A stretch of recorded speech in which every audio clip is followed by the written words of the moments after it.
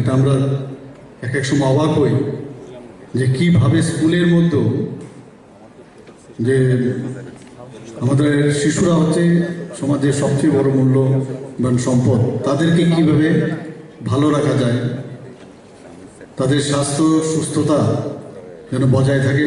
কারণ আমরা জানি ওনারা আগামী দিনের ভবিষ্যতের আমাদের দিশারি, কাজে তাদেরকে ঠিক রাখার জন্য আয়ুষ্মান ভারত স্কুল স্বাস্থ্য সুস্থতা কর্মসূচি সেটা যেমন হয়েছে আয়ুষ্মান ভারত স্কুল হেলথ মিশনের।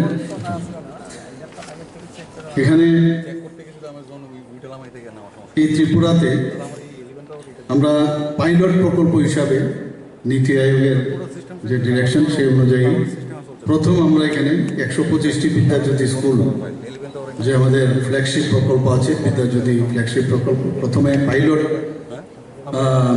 প্রকল্প হিসাবে এই 25টা স্কুলে হবে এবং পরবর্তী সময়ে কিন্তু এখানে প্রায় 90,000 যারা শিক্ষার্থীরা আছেন তারা কিন্তু সরাসরি এর মাধ্যমে উপকৃত হবে।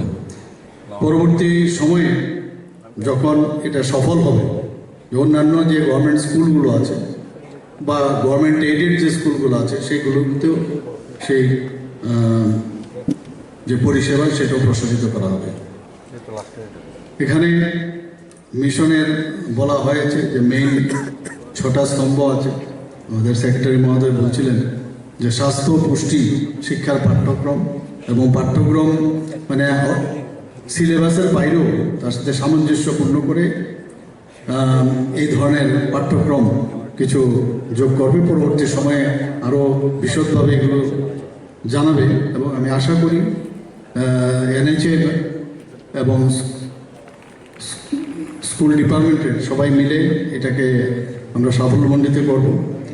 যোগ ব্যায়াম সম্পর্কেও বলা হয়েছে, শারীরিক শিক্ষা সম্পর্কে বলা হয়েছে, সুস্থতা অনুশীলনের প্রচার করা হয়েছে, স্বাস্থ্য প্রচারকারী বিদ্যালয় বাস্তুতন্ত্র নিয়েও কথা হয়েছে। এখানে কাউন্সিলিং এবং মধ্যবর্তিতার মাধ্যমে মানসিক স্বাস্থ্য সহায়কে জোরদার করা, স্বাস্থ্য পরীক্ষা রেফারেল সিস্টেম চিকিৎসা ব্যবস্থা বৃদ্ধি করা, বিশেষ ব্যবস্থা সহ প্রাথমিক চিকিৎসা ও তার পরিচর্যা ইত্যাদি, এই যে 6টা যে স্তম্ভ সেগুলোর উপর ভিত্তি করে এই কার্যক্রম হবে। এখানে যে বিষয় আমরা জানি স্কুলে কিন্তু যখন বেশিরভাগ সময় স্কুলের ছাত্রছাত্রীরা মানে আমরা দেখছি সারা দিনে প্রায় বেশি 6 থেকে 7 ঘন্টা স্কুলেই থাকে। তো ওই জায়গার মধ্যে এই ধরনের একটা কার্যক্রম আমি আশা করি যে এটা খুবই কার্যকরী ভূমিকা নেবে